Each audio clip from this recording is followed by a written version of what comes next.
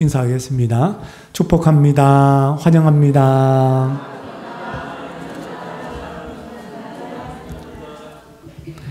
성경의 역사, 열왕들의 역사를 보면은 두 종류의 왕으로 나눌 수 있습니다. 하나는 자기가 스스로 왕이 되는 겁니다.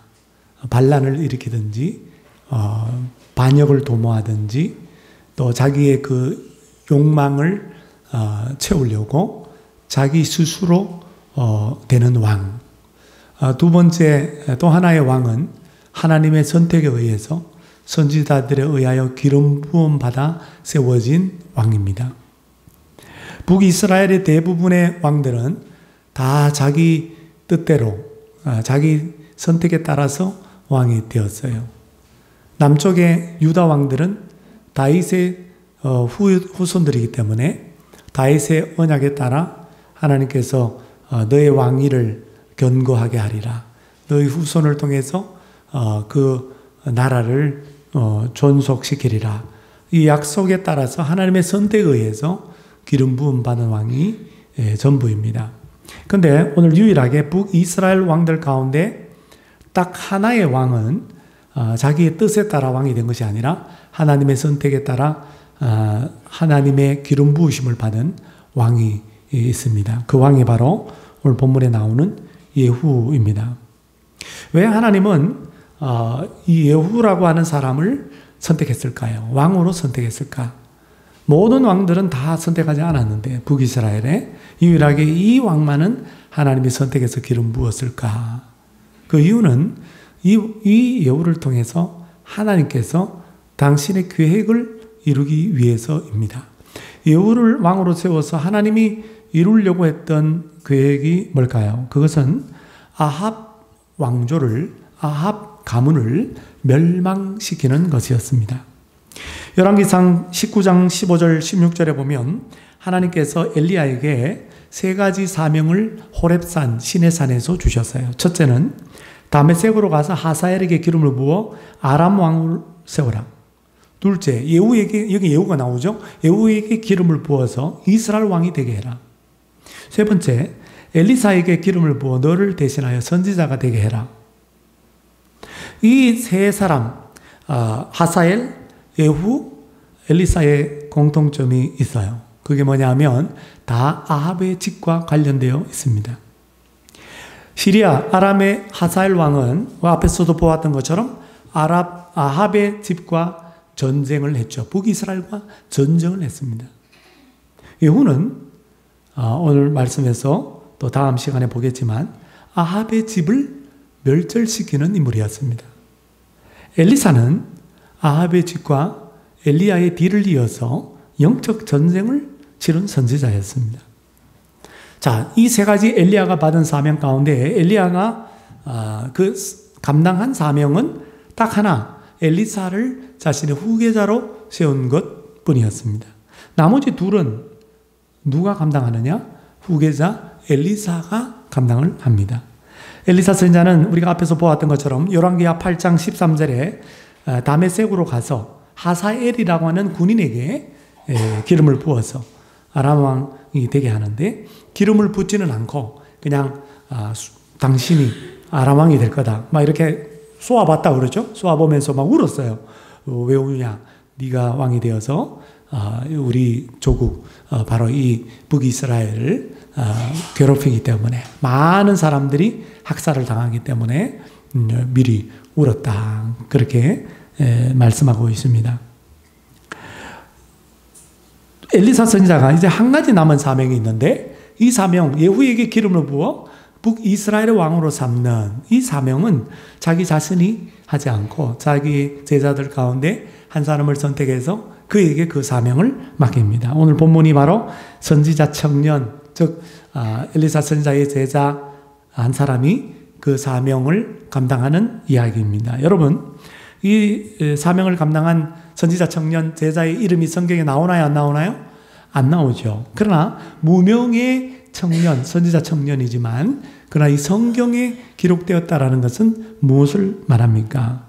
그가 하나님의 사명을 예후에게 기름을 부어서 이스라엘 왕으로 세우는 그 사명을 맡아서 잘 감당했다라는 것입니다. 오늘 저와 여러분들이 하나님께 기억되는 인물이 되려면 여러분에게 맡겨주신 사명이 있습니다. 각각의 사명이 다 다른데 그 사명을 여러분들이 충성스럽게 잘 감당하면 정말 하나님께서 기억하시는 그런 하나님이 소중히 여기시는 사람이 될 줄로 믿습니다. 모두 다 우리 사명을 알고 사명 감당하는 주께 기억되는 사람들이 되시기를 바랍니다. 오늘 말씀은 우리에게 하나님의 계획이 이루어지려면 어떻게 해야 하는가 그것을 말씀해 주고 있습니다. 오늘 말씀을 통해서 하나님의 사명을 잘 감당함으로 하나님의 계획을 이루어드리는 도구로 쓰임받을 수 있기를 바랍니다.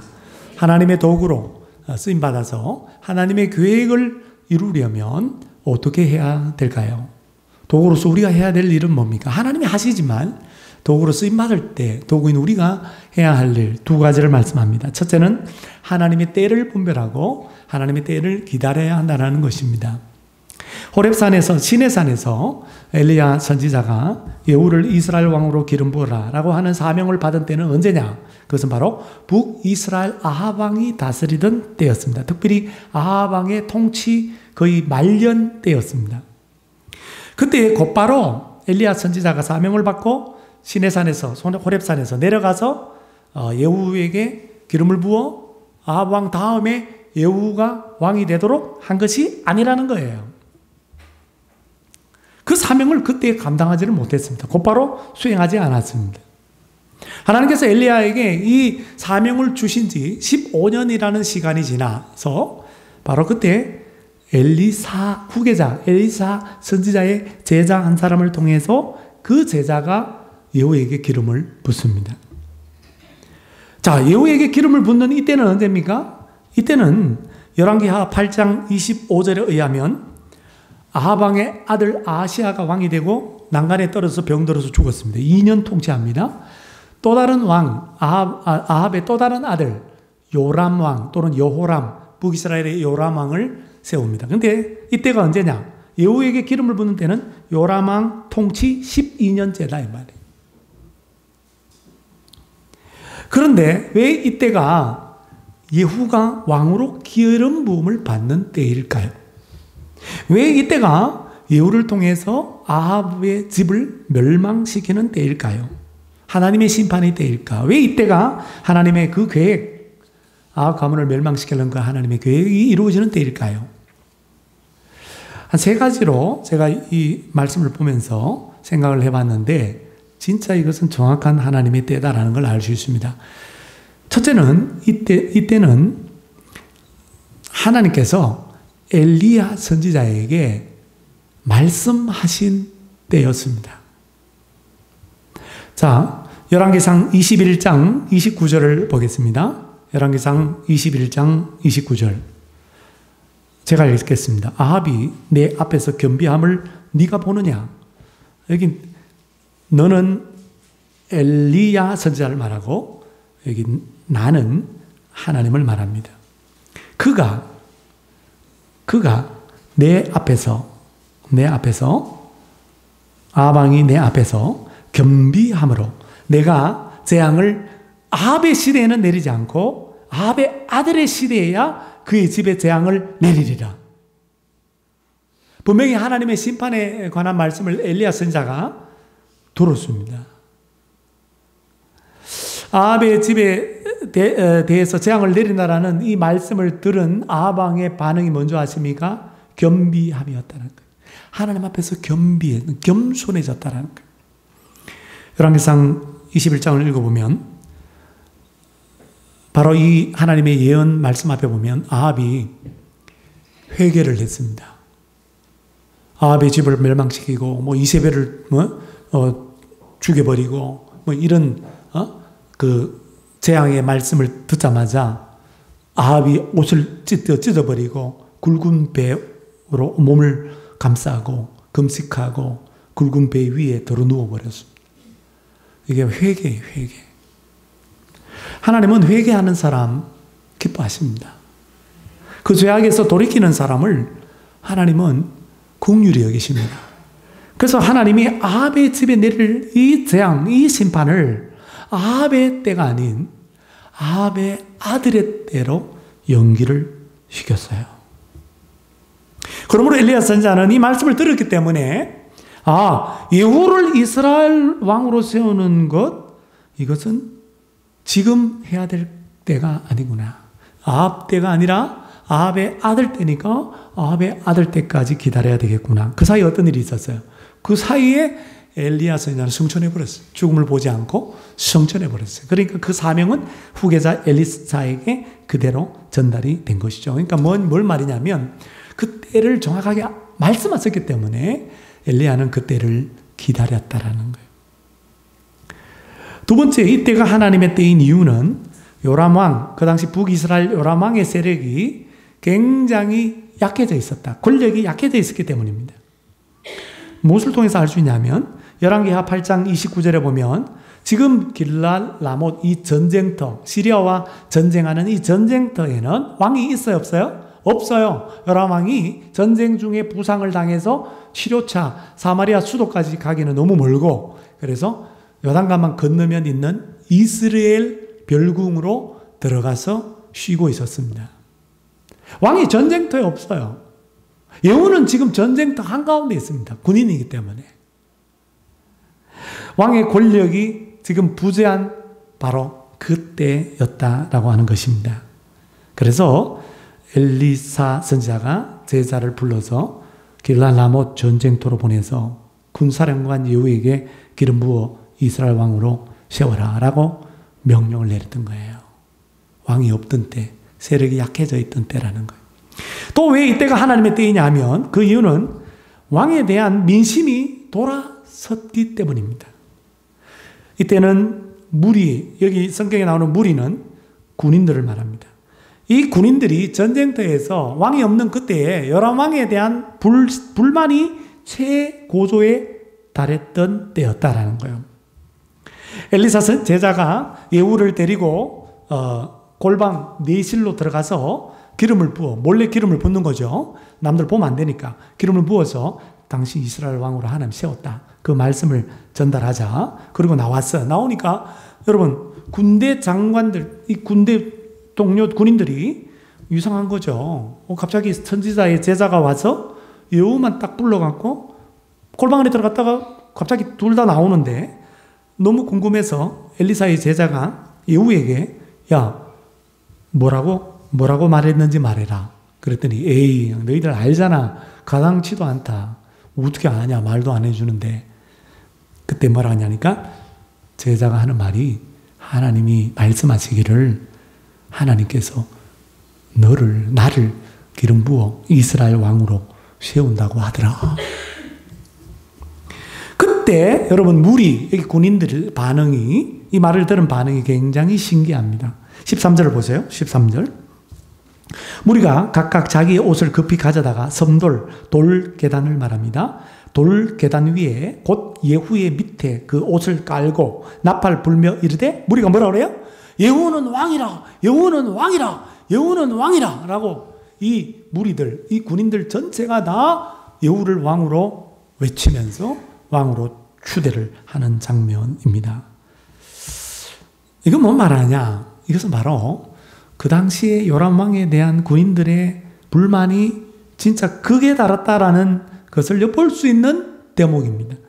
어쩌면 이들 군인들이 예후의 리더십이 그 당시에 굉장히 탁월했고 군인 가운데서도 그냥 거의 사령관이었고 또 예후의 불같은 성격, 우리 앞으로 보겠지만 이 성격을 볼 때 이 아합 가문, 오므리 왕조에 대해서 심판을 할 수 있는 유일한 인물로 동료 군인들이 알고 있었는지도 몰라요. 그래서 마음속으로 그들이 말은 안 뱉었지만 지금 이 왕은 우상 숭배로 물든 왕이기 때문에 이 왕이 다스리는 한 우리는 너무나 힘들 수밖에 없어. 이렇게 전쟁터에서 썩느니 왕이 바꿔지는 게 나아. 예후가 어떨까? 성경에는 안 나오지만 제가 상상해 볼 때 군인들끼리 예후를 왕으로 세우면 어떨까라고 하는 그런 말들이 오고 갔을지도 모릅니다. 그러니까 갑자기 와서 기름을 붓고 딱 나오는데 기름 부음 받은 예후에게 뭐라고 말하더냐? 왕으로 하나님이 나를 세웠다. 그 말 듣자마자 예후가 왕이라, 예후가 왕이라 그렇게 추대를 한 것이죠. 그게 갑자기 되겠습니까? 갑자기 그렇게 될 리가 없는 거예요. 엘리사는 하나님의 사명을 계승받아서, 스승으로부터 계승을 받아서 하나님의 계획, 예후를 왕으로 세워서 북이스라엘의 아합 왕의 이 가문을 멸절시키는 그 계획을 알고 있었지만 하나님의 때를 분별하고 있었다. 하나님의 때를 기다리고 있었다라는 것입니다. 어떻게 그 때를 분별했는가 하면 방금 제가 얘기한 것처럼 지금 시리아와 북이스라엘은 전쟁 중에 있다라는 이 상황을 간파하고 또 이 전쟁 중에 왕이 지금 없다. 권력의 공백 상태다. 그리고 왕의 세력이 어느 때보다도 약해져 있다. 그리고 예후라고 하는 인물을 엘리사 선지자는 계승받았기 때문에, 사명을 계승받았기 때문에 계속 주목하고 주시하고 있었어요. 여러분, 예후가 아합 때는요, 나중에 뒤에 나오지만요, 예후의 그 전차를 뒤따라가던 그런 일개 군인에 불과했습니다. 나중에 예후가 그런 얘기를 하거든요. 그러니까 그때는 아합 왕한테 대적할 수 있는 그런 인물이 못 된다라는 거예요. 그런 것까지 다 엘리사는 다 주시하고 있었고, 그리고 왕들의, 그리고 측근들의 불만, 그 군인들 뿐만 아니라 민심, 이런 것들을 다 읽고 있었습니다. 이 모든 것들을 다 조합해서 바로 지금이 15년, 17년이 지난 바로 이 지금 이때가 이제 그 사명을 감당해야 됐다라는 것을 알고 움직였다라는 거예요.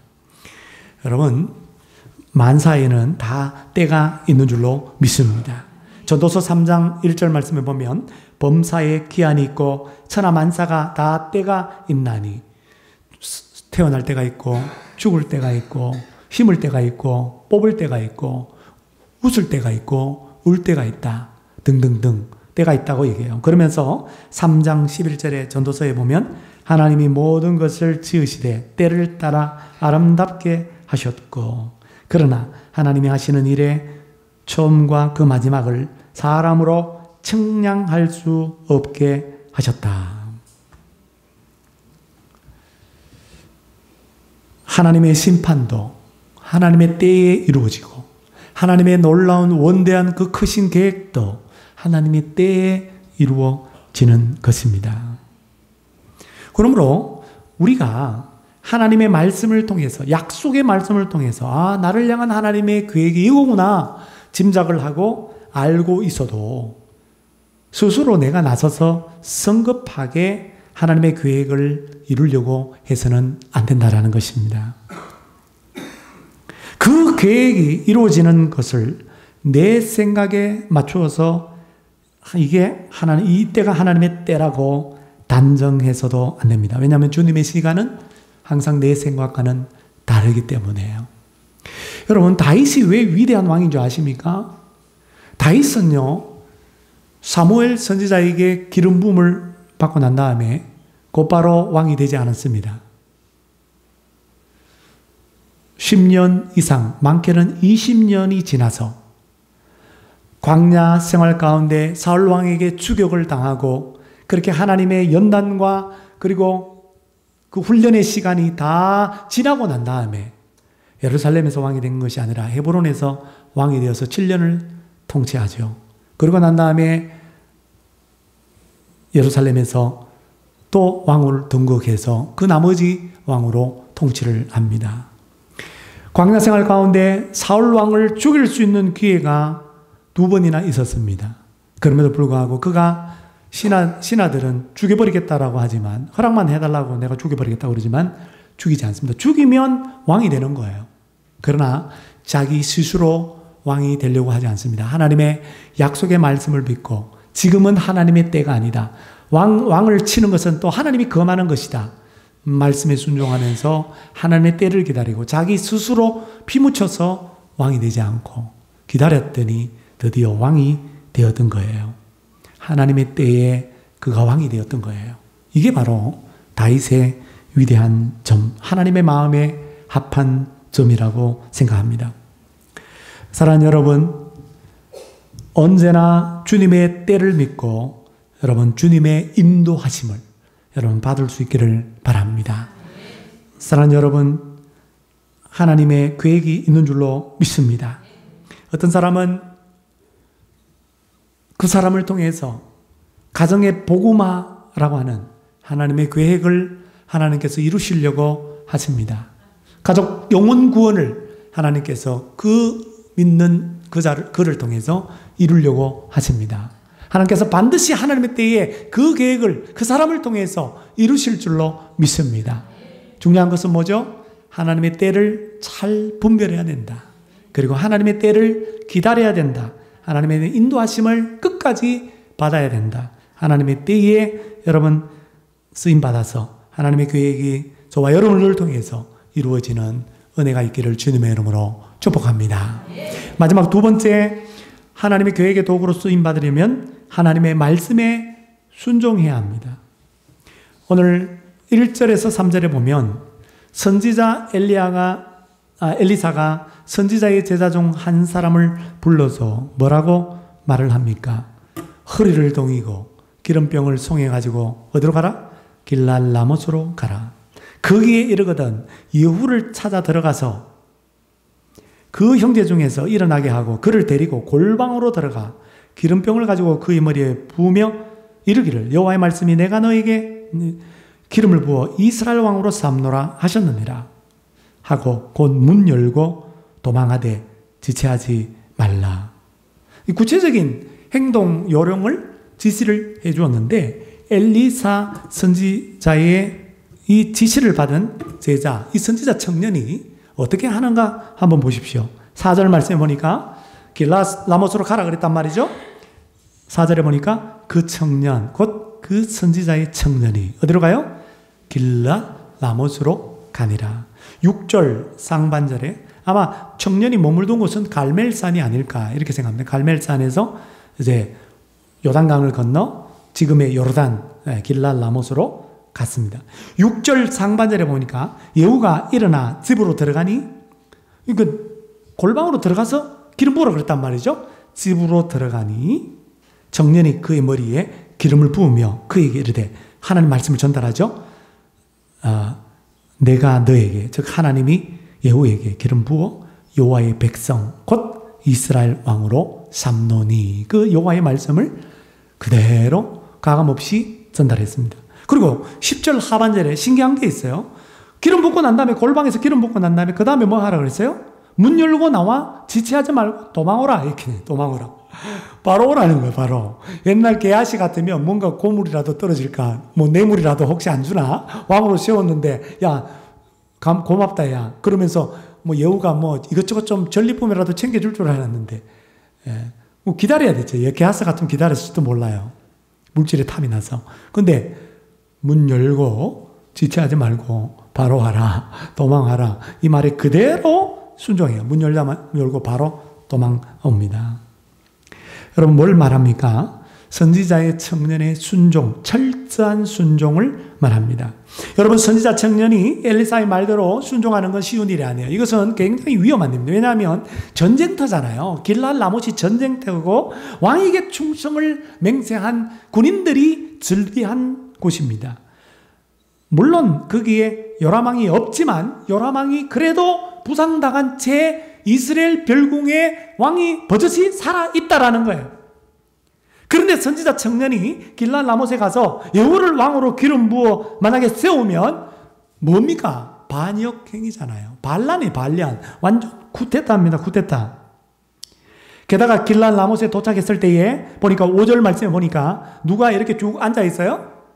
군대 장관들이 쭉 앉아 있습니다. 예후와 같은 그런 군 장교들이 쫙 앉아 있었다라는 거예요. 군대 장관들에게 만약에 이 사실이 발각이 되면 이런 행동이 발각이 된다면 반역행위가 되는 거예요. 여러분 그가 민심이 돌아섰다고 그래도 그 가운데 왕에게 그래도 충성을 다하는 군인들이 있을 수 있단 말이에요. 그러니까 발각 안 되도록 문 열고 빨리 기름 붓자마자 바로 도망오라고 지시한 거예요. 들키지 않도록 하기 위해서. 만약에 발각됐다면 어떻게 되겠어요? 반역행위라고 역적이라고 생각해서 선지자 청년뿐만 아니라 예후까지도 죽여버릴 수 있는 거죠. 군인들의 손에 의해서. 그러니까 이 선지자 청년은 어쩌면 자기의 목숨을 걸고 지금 주의 말씀대로, 선지자의 말씀대로 순종을 한 것입니다. 여러분, 하나님의 계획은 하나님께서 이루시지만, 하나님의 때에 이루시지만 반드시 하나님은 사람을 도구로 사용하셔서 이루십니다. 어떤 사람을 통해서 그 계획을 이루시느냐? 목숨 걸고 주의 말씀에 철저하게 순종하는 이 선지자 청년과 같은 사람을 통해서 이루십니다. 아합 왕조 때에 걸출한 선지자가 있다면 엘리야, 엘리사입니다. 정말 영적으로 어두운 그 시대에 하나님께서는 정말 별과 같이 빛나는 그런 인물들을 선지자로 보내주셨죠. 엘리야, 불의 선지자죠. 갈멜산에서 바알과 아세라 850명 선지자들, 거짓 선지자들과 대결해서, 영적으로 대결해서 이긴 선지자. 하나님 앞에 기도했더니 저 하늘에서, 마른 하늘에서 불이 떨어져서 재단에 불이 떨어지는 그런 선지자라고 해서 불의 선지자라고 하는 별명이 붙어 있습니다. 근데 이 엘리야가 하나님께 크게 쓰임받은 비결이 있다면 그것은 순종입니다. 하나님은요, 순종하는 사람 쓰지 순종하는 사람 절대 안 씁니다. 엘리야가 갈멜산 전투 이후에 하나님의 지시를 받습니다. 자, 저기 그릿 시내가로 가라. 지금 가뭄이 하나님의 심판으로 임해서 우상숭배 제약으로 말미암아 가뭄이 임했는데 이 가뭄 가운데 엘리야 선지자를 하나님께서 지키기 위해서 그릿 시내가로 가라. 이 요단강에 있는 시내가입니다. 줄기. 그릿 시내가로 가라라고 명령하세요. 그러면서 뭐라 하니까 야, 거기 가면은 시냇물이 있는데 그 시냇물 먹고 그 다음에 내가 밤낮으로 음식 배달할게. 배달부는 누구냐? 까마귀다. 까마귀가 배달부라, 배달부. 아침 저녁으로 떡과 고기를 날라준다는 거예요. 여러분, 엘리야가 똑똑한 사람이면 까마귀가 어떤 동물입니까? 까마귀는요, 굉장히 음식을 밝히는 동물이에요. 새 중에서 음식에 대한 이 탐욕이 가장 강한 새입니다. 그래서 까마귀는요, 자기 새끼한테도 음식을 안 줘요. 먹을 게 있으면 쥐가 먹어요. 이런 인간이 아니라 이런 까마귀예요. 이 까마귀가 떡과 고기를 여러분 공수해서 날라주는데 입안에 머물고 있을 때 까마귀 입장이 되어 보세요. 먹고 싶어 죽겨. 본능적으로 삼킵니다. 근데 그 본능을 거스리고 까마귀도 하나님 명령에 순종하니까요. 하나님 피조물이니까 까마귀도 주의 명령에 문정해서 야, 그리 시냇가에 갈 때까지 절대로 먹으면 안 돼. 이거 아침 저녁으로 배달해야 돼. 성공적으로 배달해야 돼. 그렇게 그 명령을 받았기 때문에 까마귀가 본능을 거스려서 날라준 거예요. 그거 먹고 살았어요. 순종했더니 마실 거 먹을 거 하나님 채워주시더라. 시냇물이 말랐습니다. 더 이상 그곳에 머무를 수 없을 때에 하나님께서 다시 사라밧으로 가라. 사라밧은 어디냐 하면 지금의 레바논입니다. 그러니까 시돈과 두로 사이에 있는 마을인데 시돈 지역이에요. 시돈이면 누가 생각나요? 아합의 부인 이세벨 고향입니다. 쉽게 말하면 적진 한가운데로 가라는 거예요. 그 가기 쉬운 일이 아니잖아요. 근데 사라밧으로 갑니다. 가면 뭐가 있냐? 과부의 집에 들어가라. 그러면 그 과부가 너를 먹여 살릴 거다. 가봤더니 과부 하나가 있는데 과부 보니까 밀가루가 다 떨어졌어요. 오늘 이거 마지막 남은 밀가루 이거 마지막으로 빵 만들어 먹고 내 아들하고 이제 죽으려고 그런다. 아니 그런데 거기다 대놓고 나를 위하여 먼저 빵을 만들어 달라. 엘리야가 그렇게 얘기해요. 그랬더니 순종했어요. 사라밧 과부가. 그랬더니 담이 없는 가루와 기름이 떨어지지 않아서 계속 빵이 나오는 거예요. 할렐루야. 거기서 오랫동안 머물면서 공개를 받았습니다. 여러분, 하나님이 쓰시는 인물은 순종의 사람이다. 순종하는 그 테스트를 통과했을 때에 하나님께서 저 사람을 통해서 내가 나의 계획을 이루어야 되겠다 라고 하나님께서 선택하시고 기름 부어 세우실 줄로 믿습니다.